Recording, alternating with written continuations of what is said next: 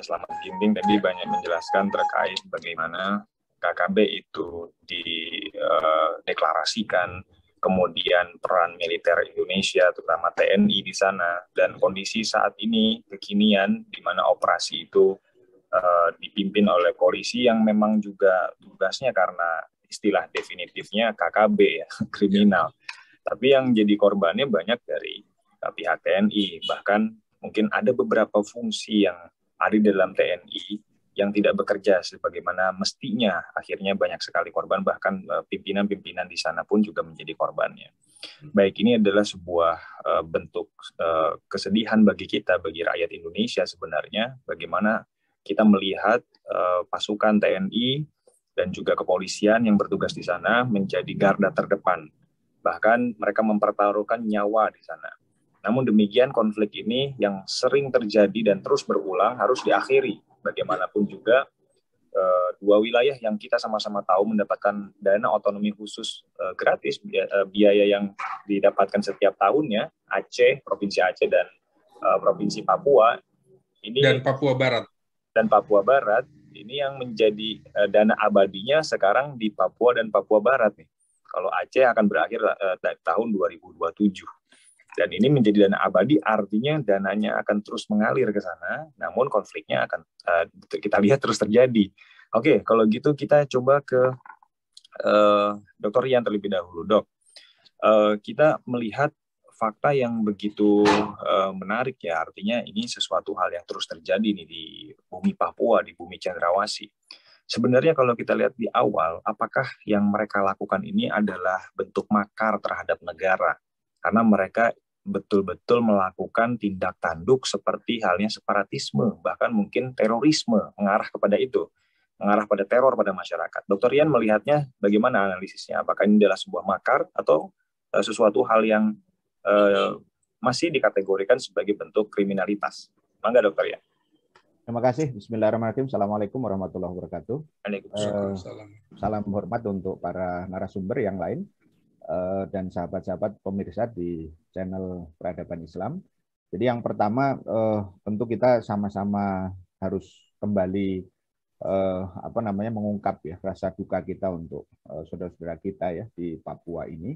Wabil khusus tentu untuk tentara-tentara kita yang tentu ini seperti yang tadi sudah disampaikan oleh Bang Slamet, banyak sekali yang menjadi korban begitu ya. Tadi catatan saya 27 ya Bang ya, 27. Kalau dari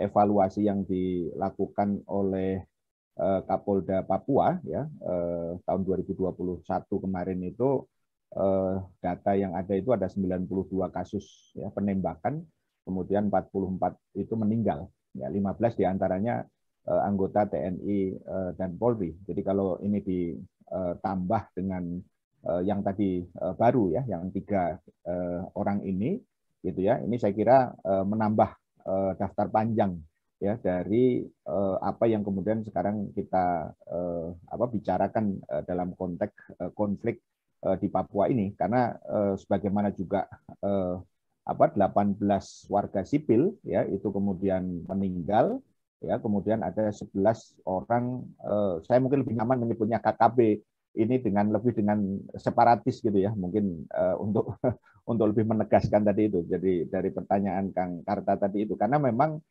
seperti yang tadi sudah diungkap oleh Bang Slamet bahwa sesungguhnya apa yang terjadi di Papua ini bukan merupakan sesuatu yang tiba-tiba muncul. Tentu ini adalah bagian dari proses panjang begitu, sebagaimana apa yang juga teman-teman di LIPI itu pernah kemudian lakukan riset ya, kurang lebih tahun 2009 ya, selama 4 tahun itu setidaknya ada 4 persoalan yang memang ini menjadi akar masalah di Papua. Yang pertama itu LIPI menyebutkan ada terkait dengan sejarah dan status politik integrasi Papua ke Indonesia. Tadi juga sudah disinggung saya kira terkait dengan penentuan pendapat rakyat itu, yang itu senantiasa menjadi titik ya masuk ya untuk istilahnya menjadikan justifikasi atau pembenaran terhadap apa yang dilakukan hari ini. Kemudian yang kedua, kekerasan dan pelanggaran HAM sejak tahun 1965 yang dikatakan oleh LIPI nyaris ya nol keadilan. Kemudian yang ketiga terkait dengan diskriminasi dan marginalisasi orang Papua di tanahnya sendiri, dan yang keempat ya kegagalan pembangunan meliputi pendidikan, kesehatan, dan ekonomi rakyat, begitu ya. Mungkin kalau kita coba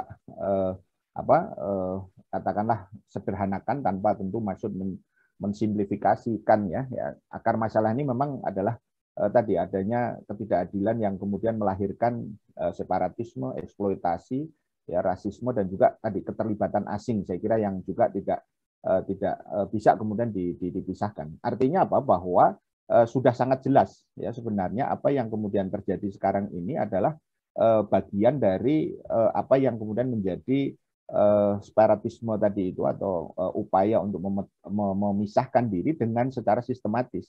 Jadi dari awal saya secara pribadi sebenarnya tidak setuju dengan istilah KKB, karena memang faktanya itu bukan sekedar kriminal seperti katakanlah tadi ya, mencuri atau kemudian merampok, tapi memang ya dari awal sudah merupakan bagian dari desain tadi, dan seperti tadi secara historis juga sudah disampaikan, memang kalau kita bicara tentang solusi ya memang tidak bisa tidak ya ini harus ya memang harus ada solusi yang komprehensif.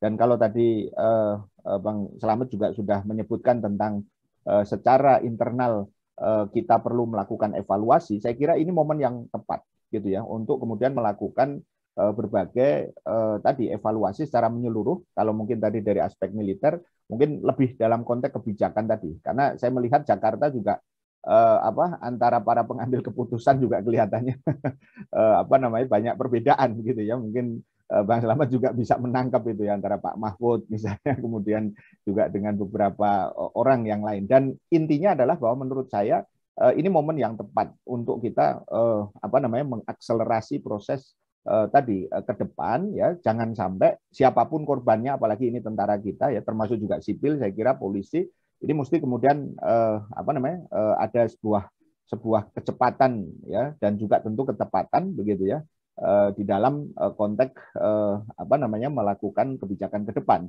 gitu ya. Ini yang poin pertama saya kira. Nah, poin kedua saya kira lantas kalau begitu fokusnya di mana? Nah, mungkin kalau beranjak dari apa yang tadi disampaikan oleh teman-teman di LIPI maupun juga banyak studi yang saya kira tidak terlalu jauh berbeda. Saya kira memang komprehensivitas tadi itu memang harus benar-benar dilakukan oleh pemerintah dalam hal ini ya, dengan kemudian meletakkan atau melakukan satu positioning gitu ya. Kasus ini tidak boleh lagi dianggap sebagai hanya sekedar kriminalitas seperti yang ada. Jadi dulu waktu ada penetapan KKB itu kelompok teroris pun juga banyak kritik kan gitu ya. Kalau teroris ya tetap aja kemudian nanti kenapa Densus nggak ke sana dalam konteks ini, karena memang kalau bicara terorisme ada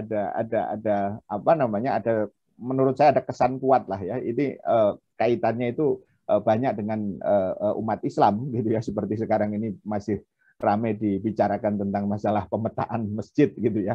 Nah, artinya saya melihat penyebutan KKB dengan teroris pun akhirnya juga tidak tepat juga gitu. Nah, artinya saya sepakat tadi dengan Bang Slamet juga bahwa memang harus ada ketegasan gitu loh, bahwa ini itu memang separatis dan kita tidak perlu istilahnya ragu-ragu gitu ya. Meskipun tadi kita sadari betul kepentingan-kepentingan asing ya, sekali lagi saya ingin menggarisbawahi, dan memang tadi sudah berakar lama tadi sejak awal tumbuhnya persoalan ini ya, terutama mungkin hari ini dengan keberadaan Amerika, saya kira kemudian juga di situ ada Inggris, di situ sekarang ada faktor yang baru juga, saya kira Cina, mungkin nanti bisa kita diskusikan.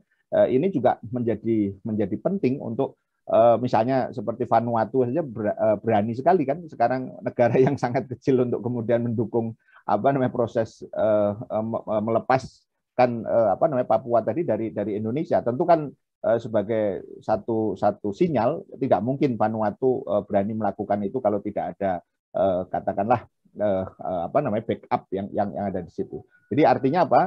Solusi yang komprehensif. Kemudian yang kedua adalah meletakkan tadi persoalan ini sebagai memang persoalan separatis yang harus dilakukan di semua aspek. Tadi aspek yang saya kira ekonomi juga nanti banyak hal yang bisa didiskusikan di situ. Kemudian aspek-aspek hukumnya, Nah, tapi yang lebih penting juga tadi aspek yang terkait dengan pendekatan militer tanpa harus ragu-ragu dengan berbagai pengalaman yang ada, maupun juga aspek-aspek budaya yang ini pada ujungnya nanti adalah kepada bagaimana kemudian kita meletakkan mereka sebagai bagian integral ya daripada pembangunan manusia. Jadi bukan sekedar dianggap sebagai angka atau sesuatu yang katakanlah sifatnya hanya fisikal saja begitu. Karena saya teringat dengan pernyataan dari Gubernur Lukas NMB misalnya dalam satu ini, ya pembangunan yang dilakukan pun yang mereka inginkan ya kan bukan hanya sekedar persoalan fisik saja kan gitu ya, terkait dengan misalnya jalan tol dan segala, tapi sebenarnya mungkin esensinya tadi di atas persoalan-persoalan material tadi itu ada persoalan kemanusiaan yang harus kemudian diletakkan dengan tepat, dan disinilah saya kira pentingnya para pemimpin ini punya visi untuk menyelesaikan ini secara komprehensif dan menyeluruh. Saya kira mungkin itu untuk awal, Bang Karta. Dok Rian, kadang kita melihat hampir semua wilayah yang mendapatkan otonomi khusus seperti halnya Aceh ataupun Papua atau Papua Barat itu seperti halnya mendapatkan banyak treatment dari pemerintah pusat. Seperti tadi yang menarik bahwa mereka mendapatkan banyak sebut saja menjadi komoditas politik atau panggung politik lah. Beberapa tokoh-tokoh nasional ada di dalam jajaran-jajaran kementerian juga memberikan statement-statement yang kadang-kadang bertentangan satu dengan yang lain.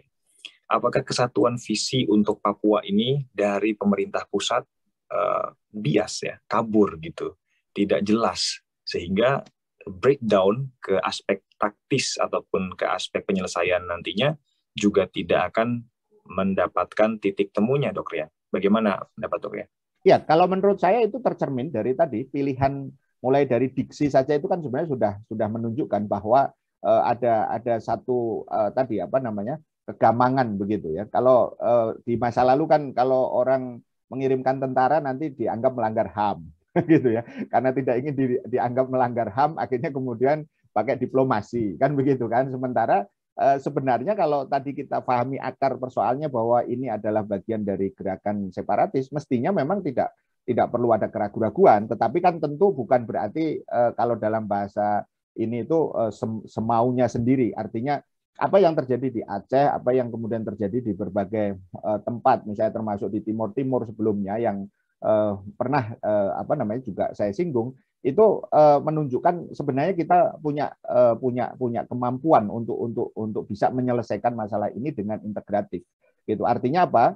Kalau kemudian hari ini tadi dalam kaitan dengan evaluasi dan jangan sampai menunggu ya korban. Jadi kalau bahasa saya mungkin sampai kapan ilam mata gitu kalau bahasa ininya itu ini akan terus baik sipil maupun militer dan juga tentu kepolisian, karena dari konteks inilah nanti kita akan bisa menilai apakah nanti setelah tadi apa yang disampaikan oleh Bang Slamet tadi evaluasi setelah Panglima ke sana itu apakah juga nanti akan punya efek yang sifatnya tadi yang saya maksud komprehensif atau tidak. Kalau hanya nanti parsial dalam pengertian tadi tidak ada dukungan dana, tidak ada kemudian juga keberanian, ya kalau bahasa saya mungkin begini ya, ini persoalan kan sebenarnya jauh lebih konkret ya dibandingkan persoalan ibu kota baru yang pindah itu.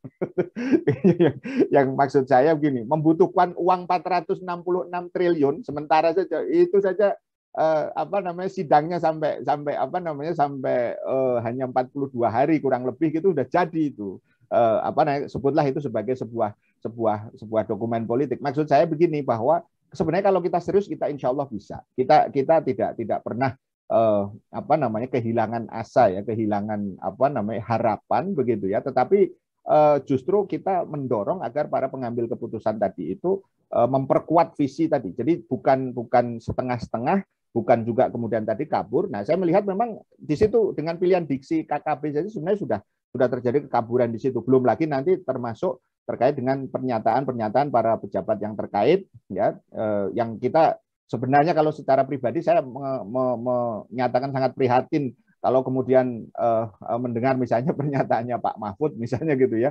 Ya masih untunglah kira-kira yang gugur itu TNI, maksudnya bukan warga sipil. Ini kan semacam ada excuse gitu. Itu yang menurut saya sangat tidak nyaman. Jadi artinya bahwa kita ingin mendorong justru Panglima tadi, terlepas daripada kemudian ada penyampaian visi waktu beliau menjadi kandidat begitu ya, waktu pencalonan begitu kan, itu saya kira mesti kemudian harus ada keberanian, dan sekali lagi kata kuncinya komprehensif tadi itu ya, dengan satu visi yang kalau dalam konteks ini kita mesti buka begitu. Jadi jangan sampai ini menjadi keputusan yang elitis gitu. Jadi terlalu mahal kalau menurut saya, hatta satu nyawa sekalipun menurut saya begitu ya. Itu kalau kemudian ini dianggap ya kata cuman gitu 3, itu kan sangat menyakitkan, karena itu kalau itu adalah bagian dari keluarga kita,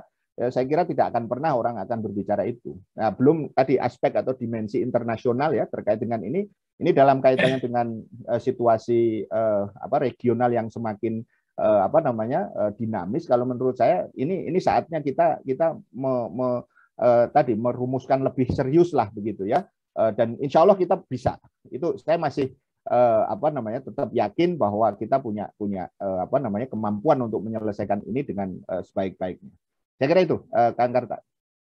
Baik, Dok Rian. Memang perlu ada visi seorang negarawan yang jelas ya dalam menjelaskan sebuah visi, dan sebenarnya dari sisi historis pun TNI mampu untuk menyelesaikan berbagai macam persoalan di negeri kita, di tapal batas, terutama juga di aspek separatisme, bagaimana di Aceh dan di Timur Timur. Walaupun hasilnya itu merupakan hasil dari berbagai macam eskalasi yang terjadi di sana, ya. Tapi tetap kita sangat apresiasi dan junjung tinggi setiap apa yang dilakukan oleh para aparatur negara, terutama TNI dan Polri, yang berjuang senantiasa di garda yang paling depan, di barisan bertemu terutama dengan musuh-musuh negara. Baik. Dan ini sebenarnya memang hal yang cukup lucu buat kita ya, aspek-aspek yang menjadi prioritas di negara akhirnya memang buyar, ambiar gitu, yang ibu kota negara diprioritaskan, yang kasus-kasus seperti KKB ataupun separatisme seperti ini akhirnya dinomor sekian kan oleh banyak pernyataan-pernyataan yang justru membuat kita mempertanyakan visi negara hari ini seperti apa. Baik, Dok Rian, saya ke Kiai Fadoli. Kiai,